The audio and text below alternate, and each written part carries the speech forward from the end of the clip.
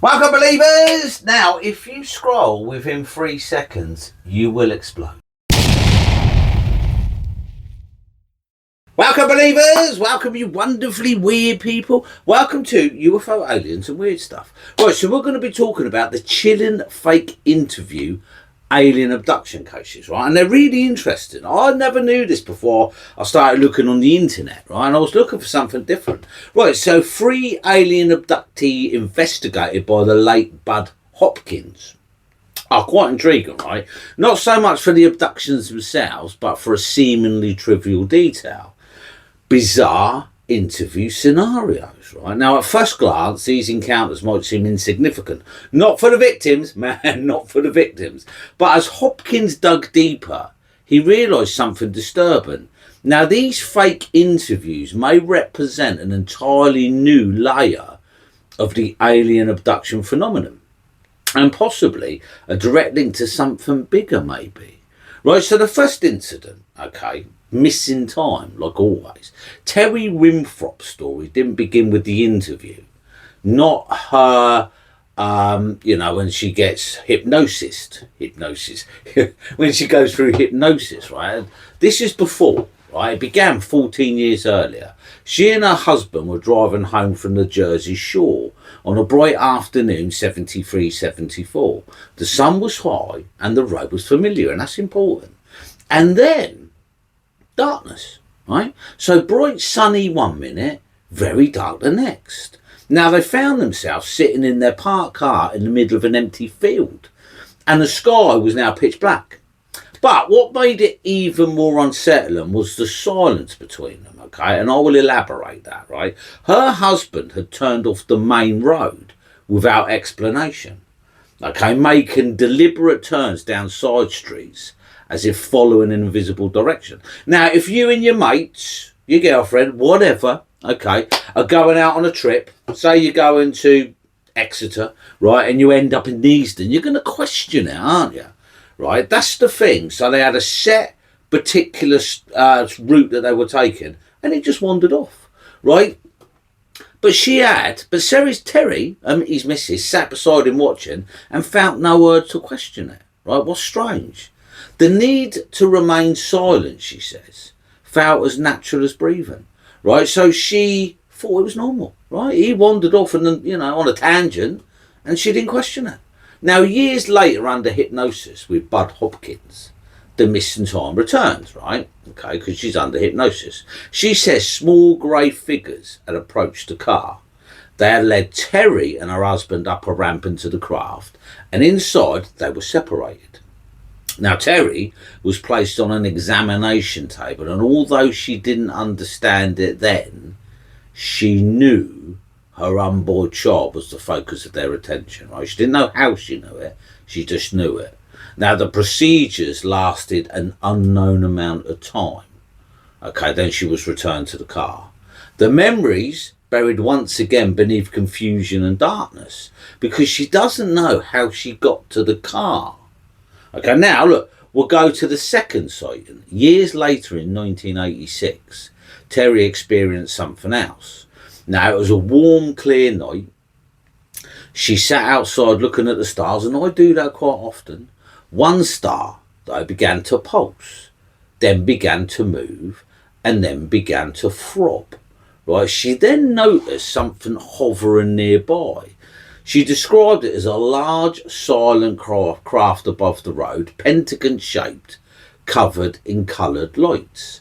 Now it hovered, then shot away at an impossible speed. And once again, time didn't match her memory, right? But it was another. Okay, look. So Bud Hopkins is obviously, he's aware that she's been abducted twice.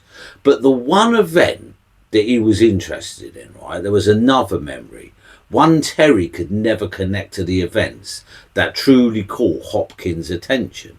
Now, apparently, at 16 years old, she was sitting in a pizza parlour, and a man approached her. Right, he was well dressed. He had a calm nature. He come across as very professional, and he offered her a summer job. So the next day, he arrived at her home. And strangely enough, right, both Terry and her mother accepted him without question. Because what makes that strange is he had no credentials, he mentioned no company name. In fact, he had nothing at all. Okay, now, so Terry went with him. Right, the moment Terry entered his car, everything changed. The man began revealing intimate details about her life. Her father leaving, for example. Her time with her grandparents. Even things from the previous day. Now, when she asked if he knew her family, his response was, I don't know them, but I do know you. So, they arrived at the empty office, because remember, she's going for an interview. Right now, the office is bare. There was a single desk there, apparently, and a telephone. Now, he explained the job vaguely. Something involving trucks and people, she remember. Right? But then his demeanour shifted. Right? His hands moved towards her. The job, he implied, depended on her compliance. So when Terry refused, surprisingly, he didn't become angry. He simply said, all right, but you're the one I want. And ironically, by the sounds of it, years later, he did get her because she had 2 abductions. So look, on the way home, okay, on the drive back, he turned off the road into the middle of nowhere, apparently, and they stopped at a small house. But she says, she elaborates, but something wasn't right. So the more Terry looked at this house, the more it changed. I don't know if you can get your head around it, right? It shifted between being a house and something else, right? It shifted between being a house and being metallic, smooth, with strange windows. And a door that didn't look like a door. Okay, that confused the girl, right? Through hypnosis, the truth became clearer. Right, the house apparently wasn't a house. It was a craft. It was a UFO. Outside were several smaller beings, and they weren't on their own, hairless, identical, and these smaller beings were watching her. But they had a man with them. The man standing among them looked almost like a giant. So one of the beings approached the car and opened the door. And despite her fear, Terry stepped outside. Okay, she says, she remembers, I'm scared, but I'm not doing anything. And she walked with them down a dirt road. And then, blank. All she remembers is her coming back again, with no memory of what happened in between her going down the dirt road and her coming back from the dirt road. Right, now Hopkins would uncover 2 more cases. Apparently, a woman called Lisa and a woman called Sally. Now, little Lisa responded to a job advert. And look, there isn't a lot about Lisa. Lisa apparently responded to a job advertisement and the office was nearly empty again. The interviewer spoke strangely, apparently, repeating himself. She fell asleep mid-interview, and when she woke, it was over. But she always says that something felt wrong. Something felt wrong physically and mentally. Even her clothes seemed a little disturbed. Okay, and that's all we've got on Lisa. Right, now Sally's experience, Sally's encounter was even more direct. She was told that she had to attend an interview. She wasn't asked. She was told, you got to go with it to this interview, right? And she followed a very complicated directions effortlessly, arriving at another empty office. Now, she says men in identical suits. A strange atmosphere. You can feel it, you know. And then all she remembers is a sudden flash, a weird smell, and a spinning sensation. And then she woke up on a table, right? Bright lights above her. And she was undergoing procedures. So, and that's all you've got on it, right? But across many cases, a disturbing detail repeats. So, you know, they describe strange liquids, injections given to abductees to make them forget. Now, from Betty Anderson, if you remember her, to cases across the world, the pattern is consistent. Memory is altered. Or, should we say, memory is controlled and erased. But I always think to myself, they must do that for a reason. They must, look, I know I'm going on a tangent here, right? But they must care about their victims for them to erase their memories. You know, because if you've got a memory like that and it's clear, it's crystal clear, then I think you might go a little bit mad. All right, so they must erase their memories. What would suggest the abductees are looked after in a weird and wonderful way, doesn't it? Right now, there's another question, right?